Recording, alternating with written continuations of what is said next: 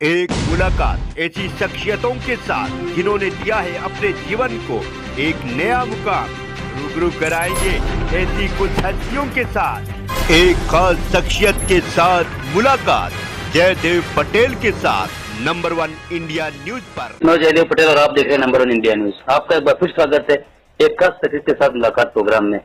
आज हम बात करेंगे विश्व योग दिवस के 9 साल पूरे होने जा रहे हैं। इसको लेकर के योग एक आम इंसान के जीवन में कितना जरूरी है, और इसी के साथ आदिपुरुष मूवी को लेकर जो विवाद चल रहा है, थमने का नाम नहीं ले रहा है, इस पर क्या कुछ प्रतिक्रिया है बॉलीवुड कलाकारों की है। इस पर ज्यादा बात करने के लिए हमारे साथ खास मेहमान है रामानंद सागर की रामायण में लक्ष्मी का रोल का किरदार निभाने वाले एक्टर सुनील लेहरी। सुनील लेहरी जी, आपको बहुत बहुत स्वागत है हमारे प्रोग्राम में। धन्यवाद एंड जय श्री राम आप सभी को, आप सभी के जो सुनने वाले हैं, देखने वाले हैं उनको। और जी बोलिए सर। जी सुनील लेहरी जी, आपसे मेरा पहला सवाल है कि आज विश्व योग दिवस का 9वां साल कंप्लीट होने जा रहा है।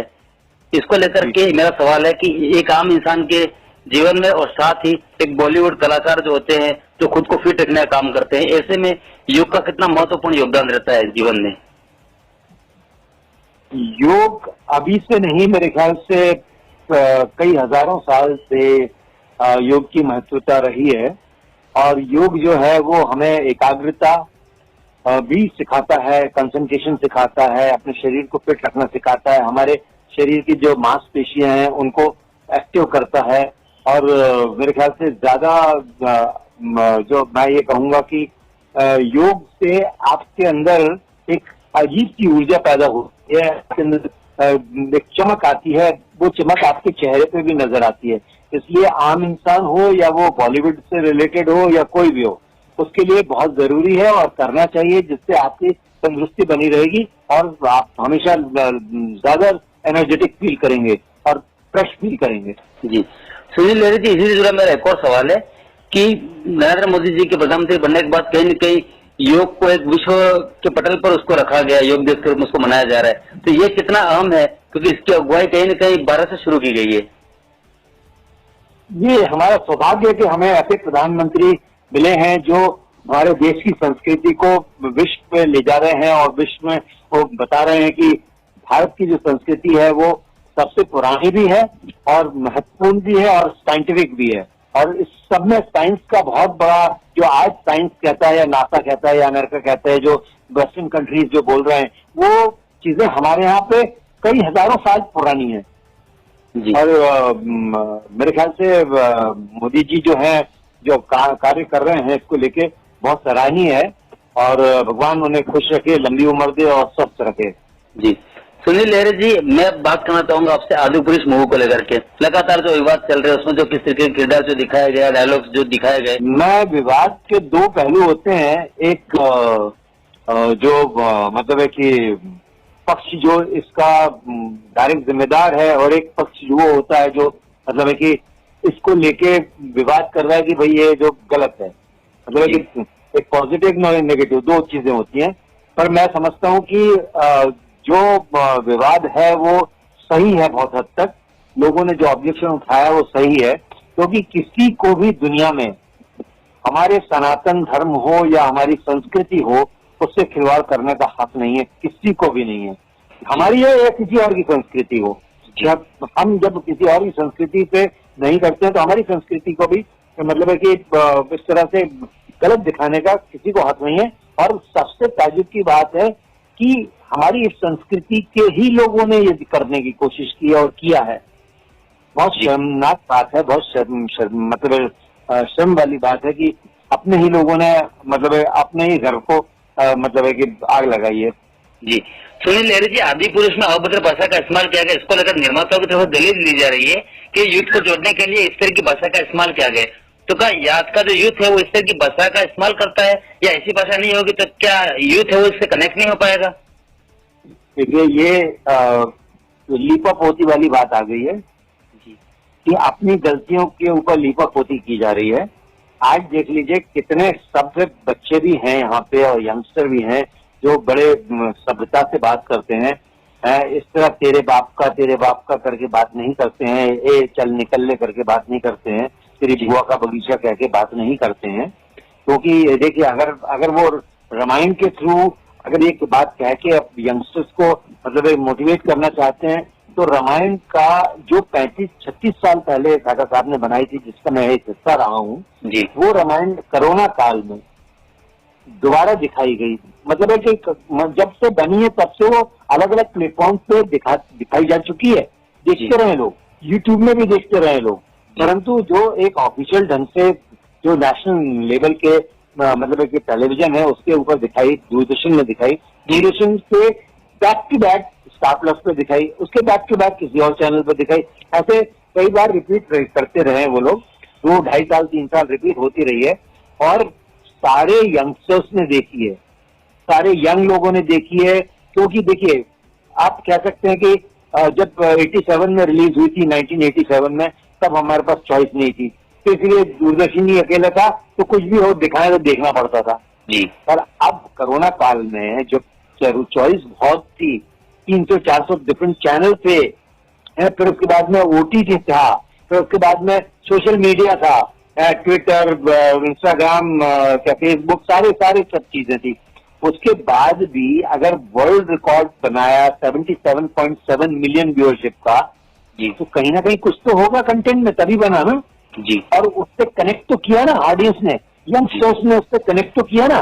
क्योंकि वो कनेक्शन क्या है कि कैसे पता लगा, मैं आपको बताता हूँ। मैं एज ए इंडिविजुअल बोल सकता हूँ कि मेरा जो सोशल मीडिया है उसमें मेरे जो फॉलोअर्स हैं उसमें 80% यंगस्टर हैं, और वो मेरे ख्याल से 12-15 साल की उम्र से लेके 20-22 साल तक के जो 80%, बाकी 20% जो दूसरे हैं मतलब मेच्योर हैं और एल्डरली लोग हैं।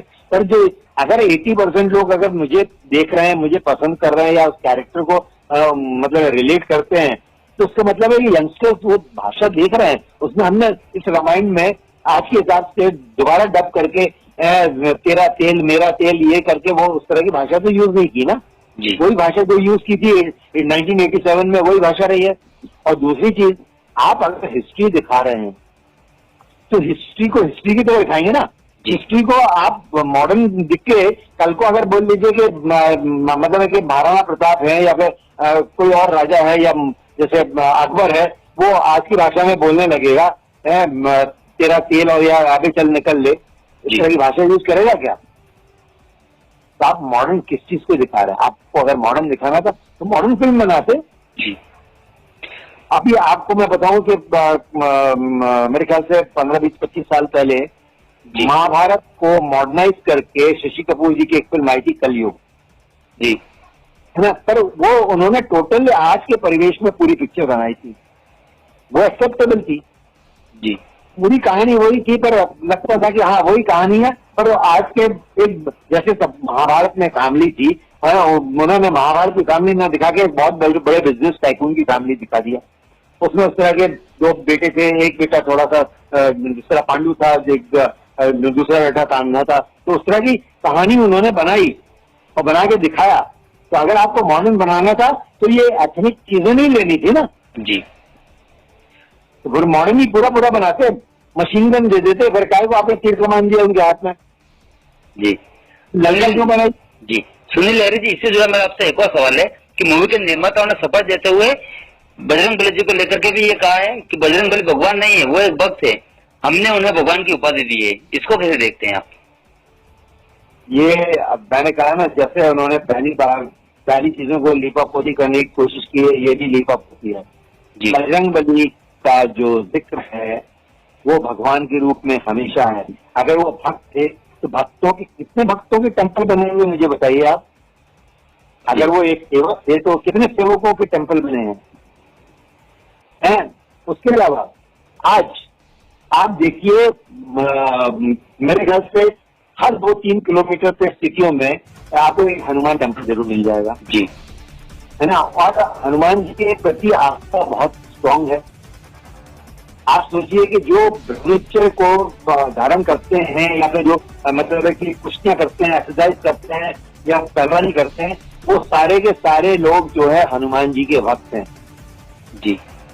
तो हनुमान जी को भगवान की उपाधि दी है। वो भले ही किसी और के मतलब है कि भक्त हो सकते हैं, अब जैसे फॉर एग्जाम्पल आप देख लीजिए, कई हमारे भगवान हैं जिसमें शिव जी को विष्णु जी मानते हैं और विष्णु जी को शिव जी मानते हैं। तो क्या हम उनको भगवान नहीं मानेंगे क्या?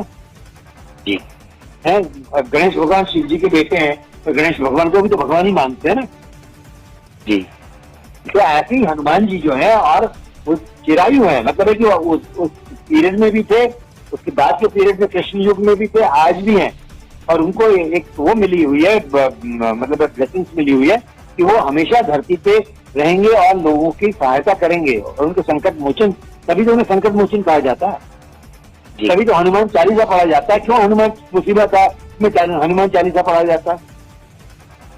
इसलिए किसको बेवकूफ बनाने की कोशिश कर रहे हैं अपने आप को कि भगवान नहीं है वो।